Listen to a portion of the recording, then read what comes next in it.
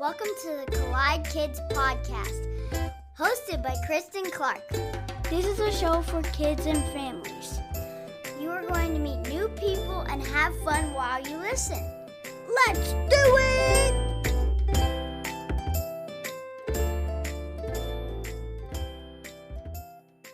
Hey, y'all. Welcome to the Collide Kids Podcast. I'm your host, Christen Clark. The Collide Kids Podcast is a show for kids and families where we learn together how life and faith collide. I am so glad that you're listening today. Thank you so much for being here and choosing to spend this time with me. Hey, at the end of each episode, we have a really fun segment called Let's Talk About It. And so this is the part of the show where I'll ask 3 questions. Some might be silly or imaginative or deep and faith-filled, but all are designed to spark some great conversations. I hope you and your family will enjoy that part. Well, can you believe it? We are just a few episodes away from the end of the season.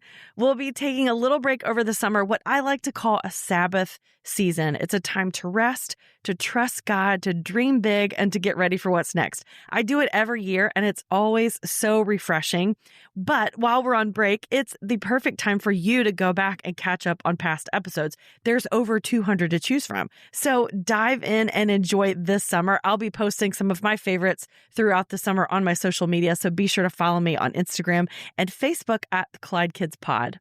Well, I am so excited to introduce our guest today. His name is Jared Greer. He is a youth ministry veteran. He served for 12 years, and he's also an American Ninja Warrior. He's competed on the show 4 times. He actually competed recently on season 17, which airs next month and will be featured as the Trick Shot Ninja. Jared loves trying to use every opportunity to share the love of Jesus with the world. He started Overcoming Obstacles Ministries with the help of his church and friends in 2016 and is still operating strong, reaching thousands with the gospel of Jesus Christ. Jared is based in Grandview, Texas with his wife, Sally, and their 2 sons. If you love the show American Ninja Warrior, you're going to love this conversation with my friend Jared Greer.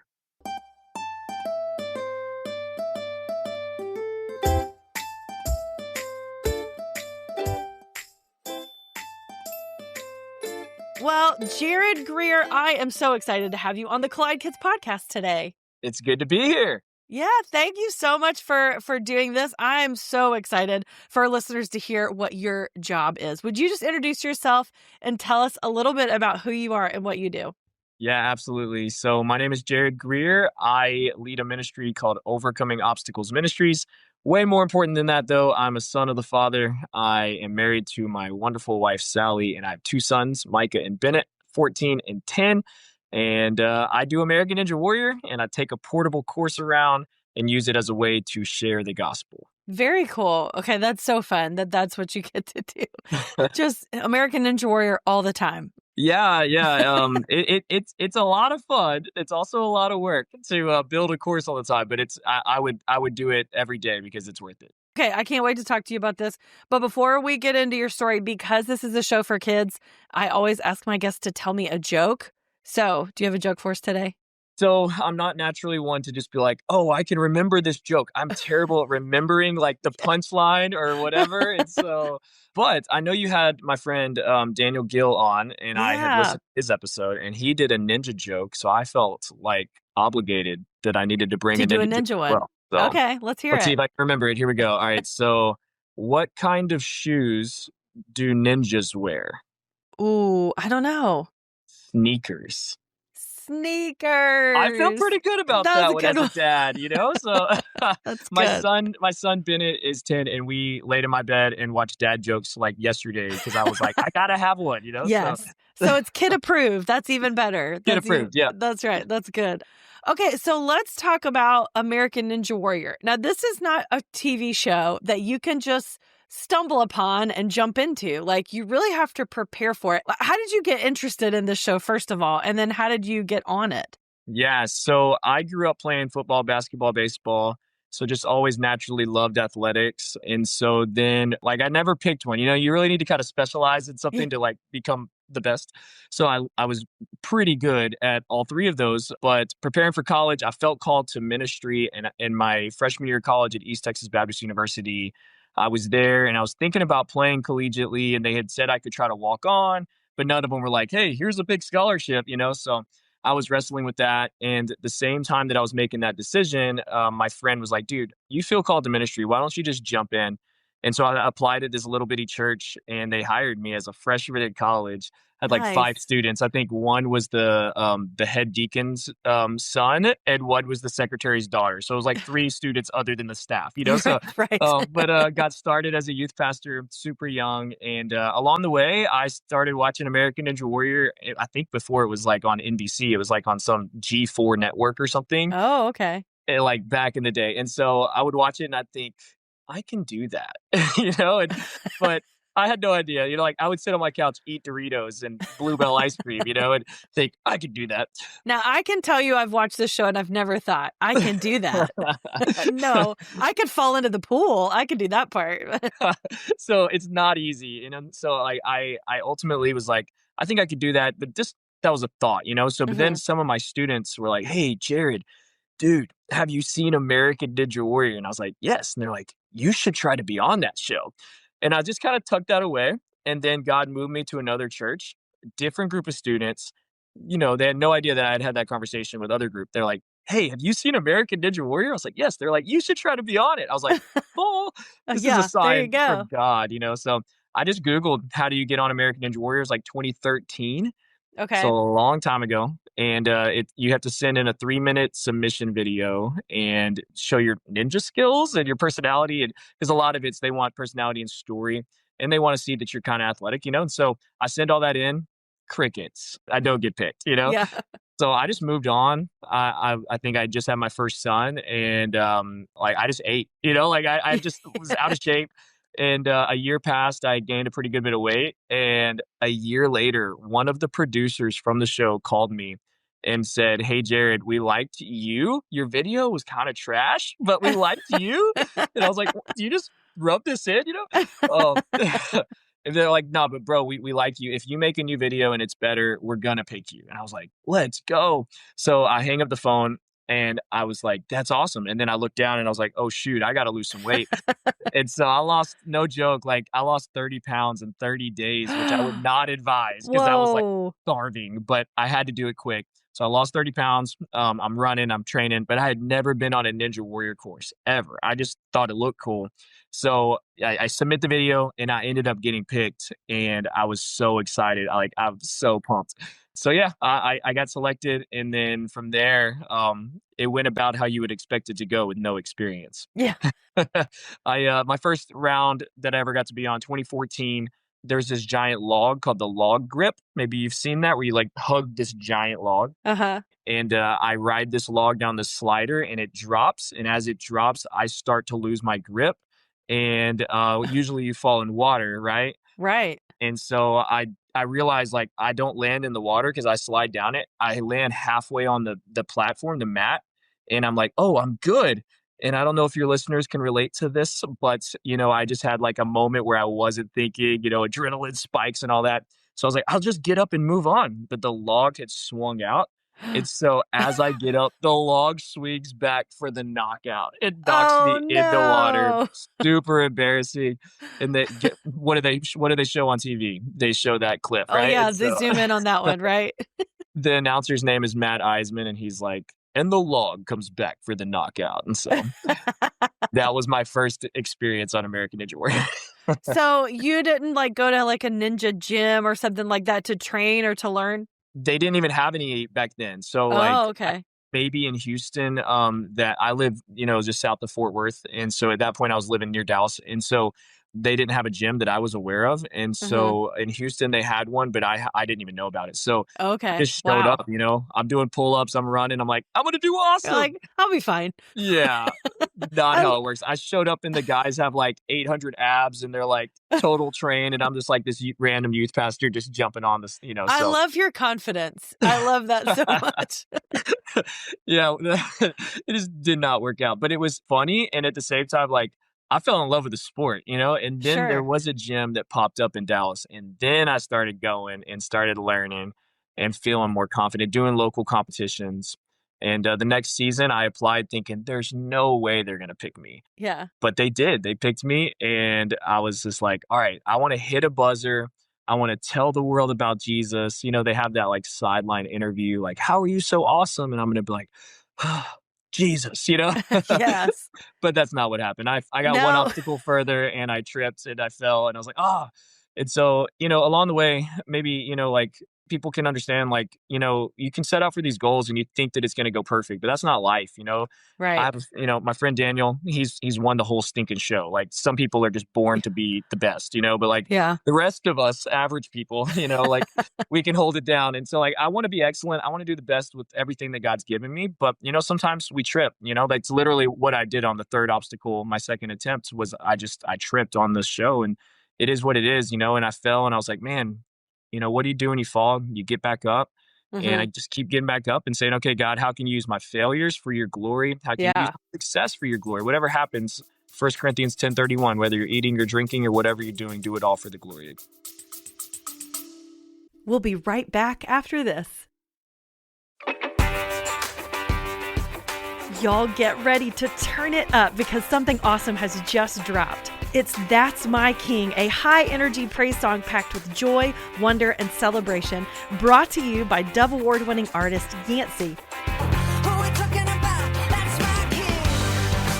This rockin' track takes a bold stand for Jesus in a way that'll have kids and families singing loud and proud. Originally made famous by CeCe Winans, Yancey puts her powerful spin on it, and trust us, you're going to want to listen to this one on repeat. Available now starting April 11th, so hit play, crank it up, and let the praise party begin.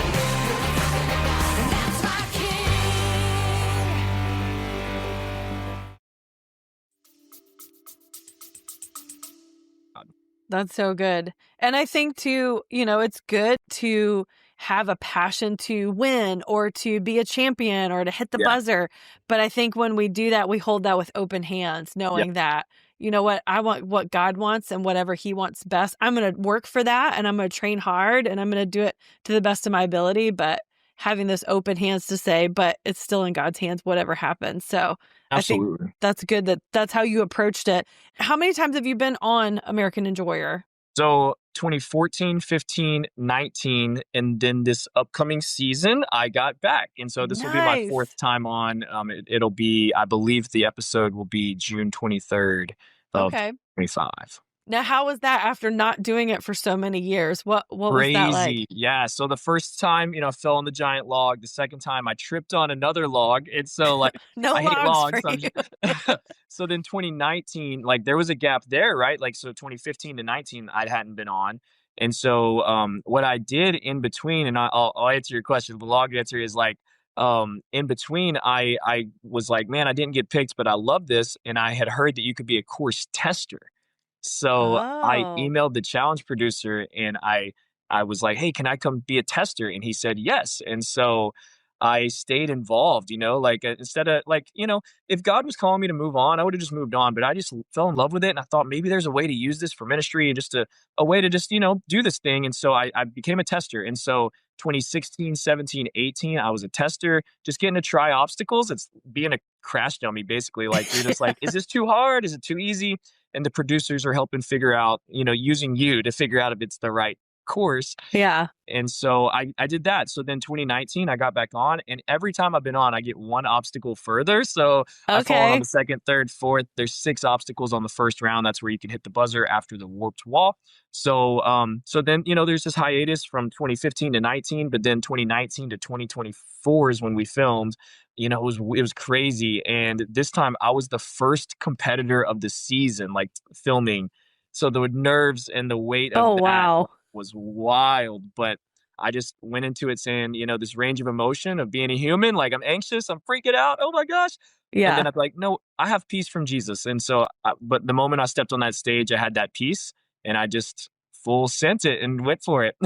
That's amazing. And can you tell us how you did on this I'm not upcoming? allowed. I'm sworn to Oh, okay. secrecy. I was like, But exclusive information. yeah, I'm so proud of it though. I'm so happy. At the end of the day, like they're definitely gonna feature me and my story. I do some trick shots, and then they're also they said they're gonna feature the ministry, and so that's what's so cool to me is that we hopefully get to proclaim the love and the goodness and the hope we find in Jesus on NBC and Peacock. So I mean, how cool is that? That's amazing. I think that's awesome. And I can't wait to watch your episode. That's Yeah. going to be so cool. Now, tell me about this ministry. You started a ministry called Overcoming Obstacles, and you get to just take your obstacle course all over the country. Is that what you're doing? Yeah, that's what we do. So, working as a youth pastor until 2018, and along the way, like competing on the show, I was like, man, how cool would it be to like give people a live American Ninja Warrior type of experience, and then let everybody play on this course, and then press pause, and then explain the gospel, and just say, hey, Mm-hmm. the biggest obstacle we're going to face in life is sin.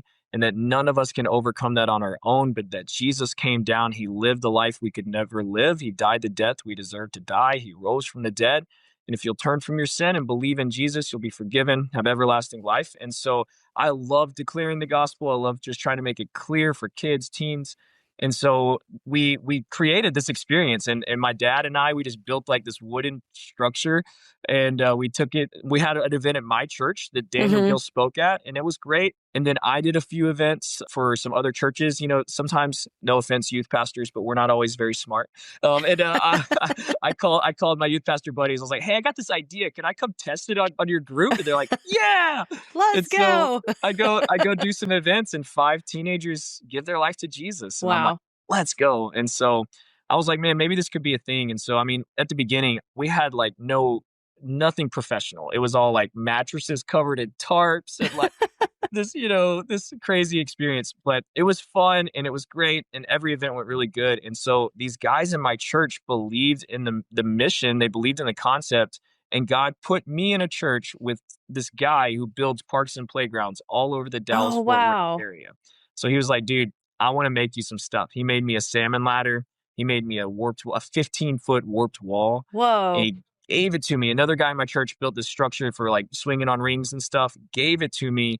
And we just slowly started building it out. In almost every event, people received Jesus. And we're like, this is so awesome. Yeah. And so 2017, I formed a nonprofit, Overcoming Obstacles Ministries. And in 2018, I felt led to go full time. And also my wife was like, all right, I think you're right. Let's do this full time. Yeah. And so we took the jump. We stayed in our community at our church. We still live in Grandview, Texas to this day, to where we can like serve at our church and be there, but they are our support system. And so, yeah, we've been doing events for 10 years. We've done over 500 events. We have seen over 180,000 people play on our courses and hear the Wow. gospel. And we've seen over 4,100 people receive Jesus. And so it's just been Wow. awesome. It's been a cool journey. That's very cool. So what is it like? Like when you're coming in, do you set it up at a church or a school, like in the parking lot, or can you do it indoors? Yes, we do outdoor, indoor. And so now our course is not mattresses and tarps That's and good. things, not wood. Now we're like super professional. We look a lot like the actual show. Okay. So we bring like aluminum truss frames and all, soft play stuff. And so we'll have there's an event going on today. I train other people to lead events as well. I lead about half of our events. And so what we'll do is we have stuff that's like ranges for preschool kids all the way up to, the real deal, salmon ladder, warped wall. And so everybody can play. So what we do, we'll come in a day before, we'll build the course, 2 people from our staff come, and then we partner with like 8 volunteers from the church. And so we'll build it. And that's a whole, ministry Yeah. construction experience in and of Sure. itself. But then the next day, usually it's like a 2 to 3 hour event where everybody can just play. And then we'll demonstrate. So like we'll try to show off a little bit and just get everybody hyped up. And then we'll pause, and then we'll share the message, and then have a response time, have a response team, from the local congregation to be able to follow up. And then everybody can go back to playing. So a lot of our events are like that. I also preach disciple nows and camps and be like the camp pastor. And so we'll have we'll theme it out, overcoming obstacles for the whole experience. And it's been so cool. That's amazing. I love that. What do you think is your favorite event or obstacle that you have to do on the show or at your events? So I'm 37. So like Okay. I'm starting to get a little old, you know what I'm saying? For being a ninja warrior, right? And so but I still love it. I love the warped wall. And I've had some Achilles issues. I've never tore it, and I pray I never do. But Yeah. I've had to overcome that. And so being able, like yesterday I was running a warped wall, and I'm like so grateful that I have enough health to do it. And so yeah, I love running up a warped wall. I love like just still being able to do it. I've been doing this 10 years, and so it's a lot of fun. That's really cool. Are there any events that you're like afraid of or they make you extra nervous when you see them coming up? Yeah, so I think any ninja would answer that by saying that the only obstacle that scares them is doing that obstacle the first try, Oh, if that makes sense, right? So like on sure. the show, you don't get to try these obstacles. Like what you see on TV is everybody's first run. Oh, so they don't get like a practice or like a No run through? practice. Oh, Nothing. bummer. You watch one tester and they give you the rules, and then it's your turn, you know? And so like I think I can beat most any obstacle. I'm sure there's some things I cannot beat, but like Hmm. I can beat a lot of stuff, but first try is really hard to do. So Yeah. Especially if you yeah. haven't done it before. And you don't know. You don't even know what the course is going to be. You might kind of hear something here or there, but you don't know till you get there. And so 10 years ago, I fell on that log. And so one of the reasons I think they brought me back this season, I had to reface that log. The So log. that's Yes. your commercial is that Redemption. redemption. And yeah, it was super nerve wracking I mean, this is a sermon, right? Like you have to face your past. Yeah. I had to face my past and look at it right in the face, but I was like, let's go. And so Now, I love that you were talking about something that you just love to do is sharing the gospel.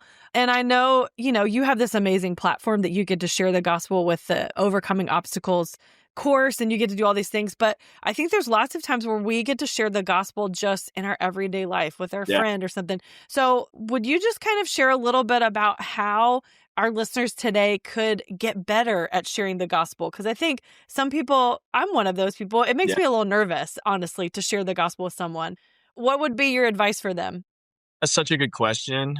I think that first and foremost, just making sure you just know the basic components of the gospel, knowing that God exists, knowing that God loves you, that everything God does is driven by love. And then understanding just the basic Genesis 1 through 3, that God created everything. He made us in his image. Everything was good. But then when sin entered the world, that sin led us out of God's design into brokenness, and that we cannot resolve that on our own. And so I think just knowing those basic components, God is real. God loves us. Sin entered the world. Sin led us into brokenness, and now we're separated from God.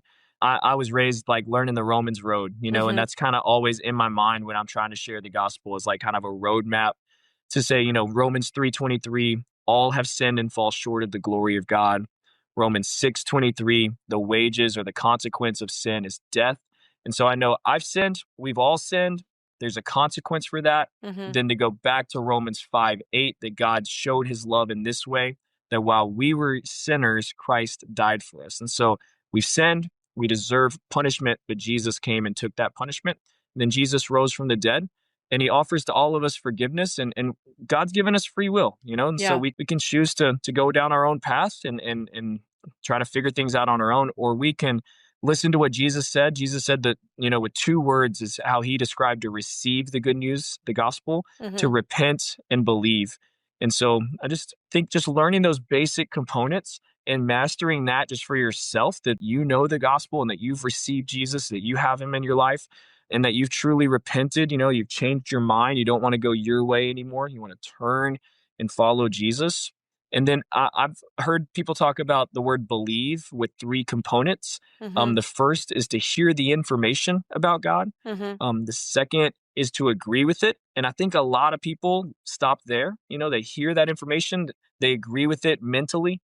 But then the last component is like to trust, to actually take a step. And that's, Yeah. through a prayer, just calling upon the name of Jesus to be forgiven. And so I think, if somebody wants to have that conversation, then just really studying the gospel, maybe spending a month just trying to master it yourself. And then just talk about it with your spouse, talk about it at home, talk about it with your kids. Like I have 2 kids, and just, I was a youth pastor, and then I'm sitting there with my 4 and my 5 and 6-year-old kids when they're really little, trying to figure out, how do I do this? Yeah. Like how do I share with them? And I think just share out of the overflow of your relationship with Jesus seems to be That's what has good. worked best for me, like just you're reading the Bible and just talk about it. You read it with them. And I think that naturally, the more you talk about it, just like anything else with Ninja Hmm. Warrior or anything, like the more you do something, the better you're going to get. And so I Right. think make it part of your rhythm. That's good. I think for me, it's really easy to tune out when I hear somebody else sharing the gospel. Like in the church service, at the end of the service, they're sharing the gospel for people. And I've just been challenged recently to think about, instead of tuning out, first to listen to how that person is sharing the gospel, because that's a great way for me to learn what I Yeah. need to say next time. But two, to appreciate what Christ has done for us. Mm, So when we listen to somebody else share the gospel, even though we've already accepted it, I've been a Christian for many years. I got saved when I was very young. And so I've listened to a lot of gospel messages, and just to be able to listen and listen to what God has done for me through Jesus, and that I can still trust in him no matter what. And so I think that that's just so important for people that are trying to learn more about sharing the gospel with their friends or their family, just to listen and to just thank God for what he's done for us. Because the gospel is still good news. Even if you yeah. already believe, it's still good news. Yeah, absolutely. Like, I guess people who've grown up in the church Hmm. or whatever, you can grow accustomed to just kind of, oh, here's the end of the service, here's the Yeah, gospel. I know that, check. I've graduated, but we never graduate from the gospel, right? that's Like, right. it saved us in the beginning, that spiritual birth, but he's still saving us and still sanctifying us, making us new people. And so, Right. yeah, it should excite you every time you hear it. Yeah. And I love that you said just sharing from the overflow of your own relationship with God. So as you're learning more about God, to share that with others, even if they don't believe, just this is something Yeah. I'm learning about my relationship with God. And I think you're going to be surprised at how much people respond to that, just because they're hearing your personal connection to it versus like, here's all of the verses I've memorized Yeah. from the book, like that's, Yeah. they can hear that too. But I think those personal connections to your story are going to make such a big impact. Yeah, I was listening to a podcast today. A pastor I love to follow. He was asked like, "Hey, what's the greatest leadership tip you've heard? You've been around all these amazing leaders," and he was Yeah. like, "Really, just that your walk with Jesus is the most important thing." It's like that's the Yeah. most important thing. Like, if we can keep that at the forefront of our lives, then there are other things we have to figure out, but like they'll fall into place. I mean, Matthew 6:33, Mhm. seek first the kingdom of God and his righteousness, and all these things will be added unto you. If we don't get the just walk with Jesus part right and keep that first and foremost, like everything else hinges on that. And so Yeah, I just think that's so vital. absolutely. So good. Well, this has been so great, Jared. Thank you so much for sharing your story and for talking about evangelism. I think that that's so important for us to keep in the forefront of our minds and to keep sharing and to be praying for you and your ministry as you're sharing the gospel. We can definitely be doing that. Tell us how we can find out more about overcoming obstacles. Yeah, you can follow us on Facebook, Instagram, YouTube, just Overcoming Obstacles Ministries. And then I do trick shots, and we're just launching Mm. the Trick Shot Ninja TikTok. And so Ooh, okay. that'd be a fun follow. And so all the people who like Dude Perfect and all those things, all you preteen boys, you That's should right. follow that. And it's going to be a lot of fun. But then also our website is obstacleministry.com, and you can check out all the different courses we have. We're based in Texas, but we've literally been in 19 states, and we'd love to just go any and everywhere and whatever opportunities there for us to share Jesus with kids. I love that. Thank you. And I'll definitely be putting the links for that in our show notes. So if you want to learn more about this ministry, you can go to our show notes and click on those links and check that out. So thanks for sharing that. All right. Before I let you go, I always ask my guests to tell me a memory from when they were a kid. So what do you want to share with us today? All right. So when I was growing up, my dad worked at a Christian radio station in the Houston area. So we grew up in the Houston area. And so he would get these media passes to go to Houston Astro games. And so it was pretty cool because I just felt like we were like super special. We could go up in the press box Oh, and cool. we could like get free peanuts and, not just a Snickers, but a Snickers ice cream bar. Like that's Ooh, right there. And yes. so we'd go up there and get free stuff. It was awesome. So that was super cool. But I remember one time we went and it was like the run the bases night. And so I got to go on the Astrodome turf and run the bases, me and my sister. And my oldest sister has no interest in sports, so she didn't run the base. But me and my other sister, we ran the bases, and I remember that, like, I could smell it, like it was Yeah. like such a tangible, cool experience because I was like diehard baseball fan, and so super special times with my dad and my whole family. But also just like that was awesome. I'll never forget that. Yeah, that's amazing. And you got free food. Yeah, That's exciting. can't beat that. That's right. That's so good. Well, Jared, thank you so much for being on the show today and sharing. This was great. Yeah, thank you for having me.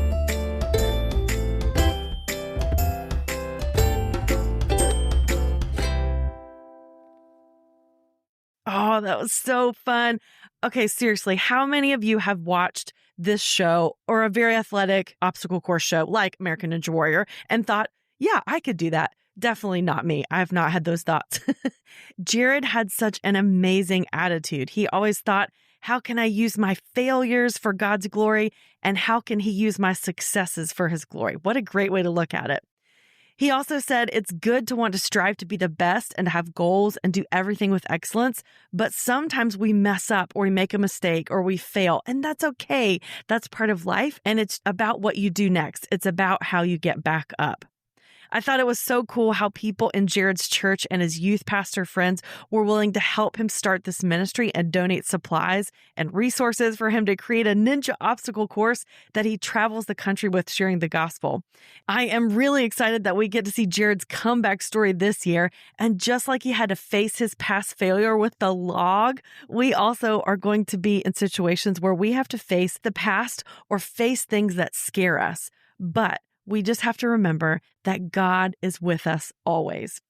And just like Jared reminded us, the more we practice sharing the gospel and telling others about what we believe, the easier it will be. Even though sharing the gospel might seem nerve-wracking, it's something that we are all called to do. So it's so important.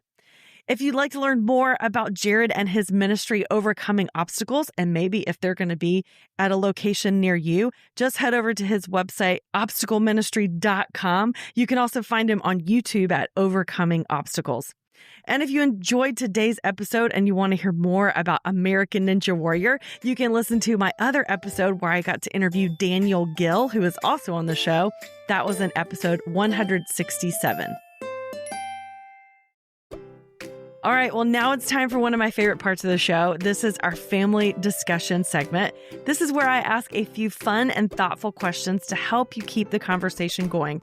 Now, you can pause after each question and talk about it now, or listen to the questions all together and then chat about them later, whatever works best for your family. So let's talk about it. Number 1, Jared talked about facing failure and getting back up. Can you think of a time when you failed at something? How did you respond, and what did you learn from it? Number 2, Jared had to train hard and be brave to try out for American Ninja Warrior. What's a new skill or challenge you'd like to try, even if it might feel a little scary? And number 3, speaking of scary, sharing the gospel can feel scary sometimes. What is one small way you can practice telling someone about Jesus this week? Well, I hope those questions spark some great conversations with your family. If you love today's episode, be sure to follow us on social media and share this with someone who might need to hear it. And check out collidekidspodcast.com for more episodes, family resources, and ways to grow in your faith together. And hey, kids, if you want to be on the next season of the podcast, I would love to hear you tell a joke or a Bible verse or an encouraging quote or sing a song. You can share all these on our kids only segment, which has moved to our YouTube channel. So just head over to our website, collidekidspodcast.com, and you can learn more about that. While you're there, sign up for the monthly newsletter. And don't forget to subscribe to our YouTube channel to see the full interview from today's episode. If you want to support the show, a great way to do that is to leave a rating and a review. It really does help more families find us. You can also shop through our Amazon link or send a little love through Buy Me a Coffee. All those links are on our website. And most of all, I just want to say thank you for your prayers and your support and being a part of this amazing journey with us this season. It's been so fun. I am looking forward to more great things next season. We have a few more episodes, so stay tuned, keep following, keep subscribing. And in case no one has told you today, I would love to be the first to remind you that God loves you so very much. Thanks for listening.